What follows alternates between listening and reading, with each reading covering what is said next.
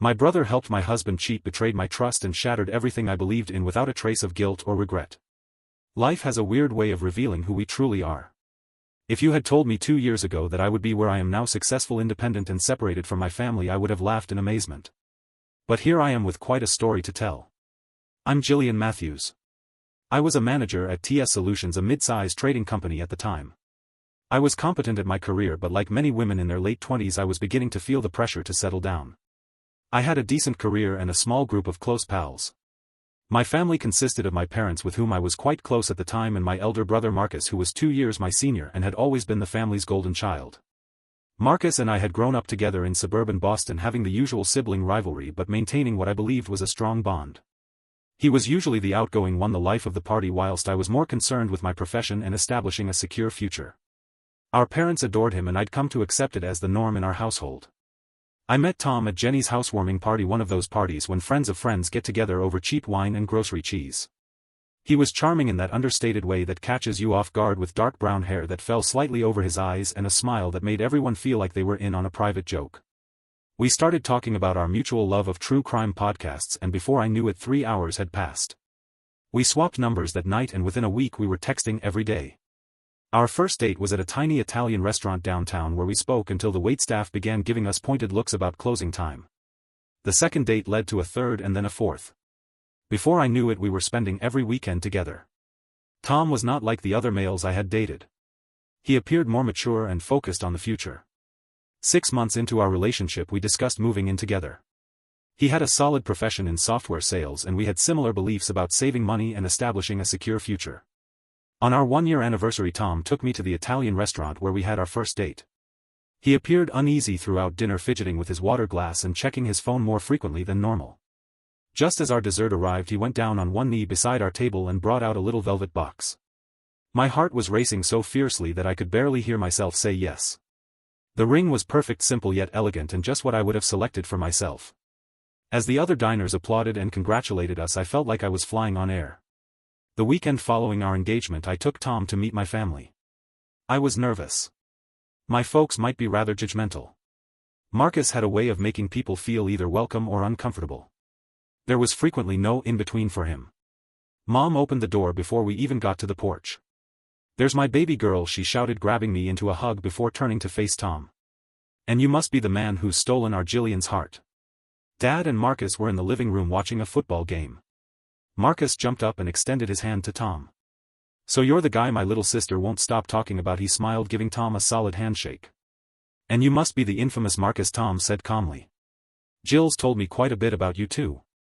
The afternoon went better than I had imagined. Mom insisted on displaying Tom all of my embarrassing childhood photos despite my protests, while Dad questioned him about his employment and future plans. To my amazement, Tom and Marcus hit it off right away. Especially after they realized they favored the same football team. Finally, Marcus shouted over supper, wrapping his arm around Tom's shoulders. "I've always wanted a brother, but all I got was this troublemaker." He pointed to me with his fork. I put out my tongue at him. "Please, you wouldn't have survived without me covering for you all those times in high school." "True that, sis," he chuckled, and the entire table joined in. The next few months were a blur of wedding plans. Mom took control of the floral arrangements. Dad handled the venue discussion. And Marcus declared himself Tom's unofficial bachelor party coordinator and drinking buddy. They began gathering weekly for beers, and I was overjoyed to see my fiancé and brother become such close friends. The wedding itself was simple yet amazing. We had it in my parents' backyard, with fairy lights hung through the trees and mason jars filled with wildflowers on each table. Our closest friends and family were present, and when Tom kissed me after saying "I do," I was convinced that this was my happily ever after. Following the honeymoon, we moved into Tom's rented apartment, which was a comfortable 1-bedroom in a decent neighborhood. That's when we began saving for our own house. We decided to make it a fun competition, with each of us depositing money into different accounts to see who could save the most for the down payment. At first it was enjoyable. We'd research takeout menus to find the greatest bargains, watch movies at home instead of going out, and prepare lavish dinners together to avoid pricey restaurants.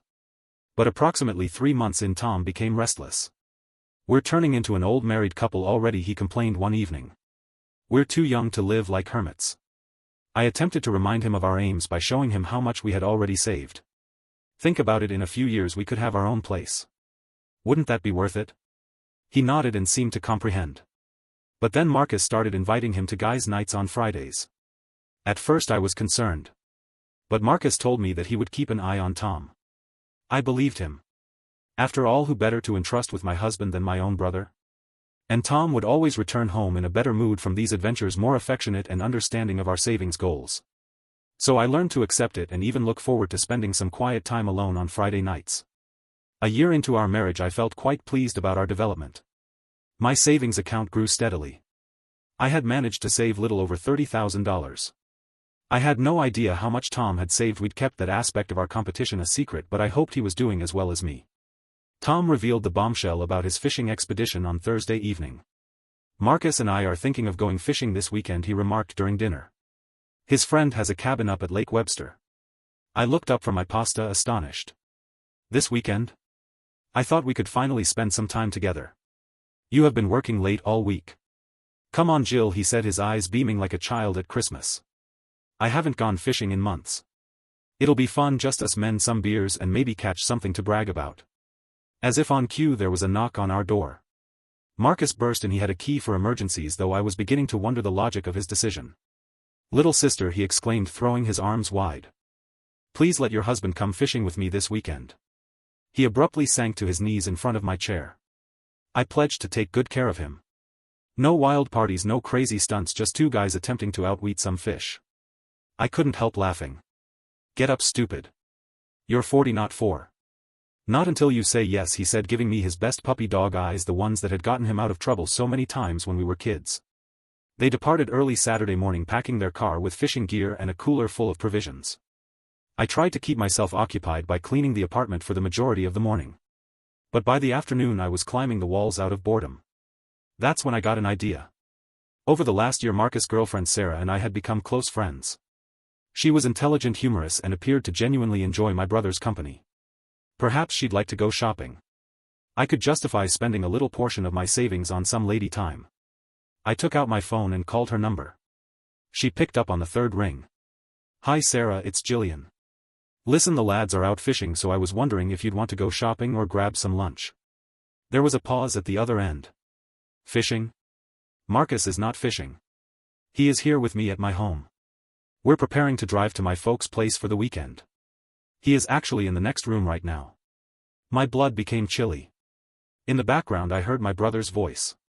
"Who is that, babe?" "Just my friend Lucy," Sarah said, her voice slightly muffled. I sat there with my phone to my ear, trying to process what I had just learned. My spouse and brother had lied to me. But why? Where was Tom actually going? "Sarah," I pleaded. "Please do not tell Marcus about this call. I need to figure out something. Just. Please." "Of course," she said. "Are you all right?" "I don't know, I'll call you later." I hung up before my voice broke. For a few minutes I sat on our bed, my mind racing. Tom's laptop was on his desk, humming quietly while in sleep mode. We had always discussed passwords openly, or so I thought. His was simple: his mother's birth date. I used to taunt him about being too predictable and needing more security. Now the regularity was working in my favor. My hands trembled as I opened the laptop and entered the password. His social media accounts remained signed, and he had always been casual about it. And then I noticed her name, Rebecca. The message thread was vast, dating back months. With each scroll and message I read, I felt my world crumble around me. "Can't wait to see you this weekend, baby. Your wife really bought the fishing story?" "Yeah, my brother-in-law's got my back. He's a legend, huh? She's so clueless. Must be nice having such a trusting wife." They had been meeting virtually every other weekend at hotels, her apartment, and sometimes on weekend vacations disguised as professional conferences or guys' outings. The amount of detail. They made harsh comments about me. They shared intimate images. It made me physically ill. The worst was yet to come. There was a separate messaging thread for Marcus, my brother protector. Best friend from childhood. "She totally bought it again," Tom had wrote only yesterday. "Your sister's as gullible as ever." Marcus responded. "Jill's always been a bit slow. Remember when we were kids and I convinced her that ice cream grew on trees? She's never gotten any smarter." "You're the best wingman ever, bro," Tom commented. "Rebecca says hi, by the way. Says thanks for covering with Sarah too." "Anytime. What are brothers for? Besides, this is way more fun than actually hanging out with my boring sister." Hit me up when you're back. Those strip club girls from last month have been asking about us. The messages went on and on. Prepare for their guys' nights. They provided detailed details of their excursions to strip clubs. Discussions about the many women they had met. Not only had Marcus been lying for Tom's affair, he had been actively partaking in a lifestyle that would destroy Sarah if she discovered it. I read about how they laughed at my meticulous savings plans. How they insulted my desire to acquire a home. They joked that I'd probably wind up paying for everything anyhow because I was such a sucker. My own brother branded me stupid, naive and boring. When we were kids, the same brother would chase away bullies. Who had held my hand during Dad's surgery 2 years ago? Who had sobbed during my wedding? The room was spinning. I dashed to the restroom and hurled up my entire body, shivering. When I finally stood up, I returned to the laptop. With painstaking precision, I forwarded every damaging communication to my email account, every terrible prank. Every calculated deception. Every piece of evidence supporting their disloyalty. I spent Saturday night in a bizarre quiet state of wrath, meticulously researching residences and making phone calls. By Sunday morning I had acquired a furnished one-bedroom across town, paid the deposit with my savings and electronically signed the lease. Tom arrived home at 3 p.m. Flushed and cheerful. He was carrying a convenience shop bag with a few frozen fish, a pitiful attempt to sustain his story. "Hey babe," he exclaimed pleasantly. "You should have seen the ones that got away." I was seated at the kitchen table with my laptop open in front of me. Without saying anything, I turned it toward him. His communication with Rebecca, as well as their arrangements for this weekend's rendezvous, appeared on the screen. "Do you know what is funny?" I said, my voice unnaturally calm. "I actually expected you to at least try to apologize." He straightened up, his face stiffening. "Why should I? Do you want to know the truth? Jillian, you've gotten uninteresting. You just worry about conserving money and planning for the future. Where's the fun? Where's the excitement? Even Marcus says." "Even Marcus said what?" I cut him off. "That I am stupid? Naive? That I am such a sucker for trusting my spouse and brother will be honest with me? Look," he moaned and ran his hand through his hair. "Maybe it's for the best. We clearly want different things." "You're right," I said again, standing up. "I wanted to marry. You wanted convenience." I took my pre-packed luggage from behind the couch. "I am filing for divorce. Don't worry about your valuable savings, you can keep them. I doubt there's much left after all those strip clubs and hotel rooms." I spent the afternoon relocating my basic possessions to the new flat. It was small but tidy, with simple furnishings and a view of a little park. My savings, which I had been setting up for our future, would now serve as my fresh start fund. That evening I traveled to my folks' place for their weekly Sunday supper.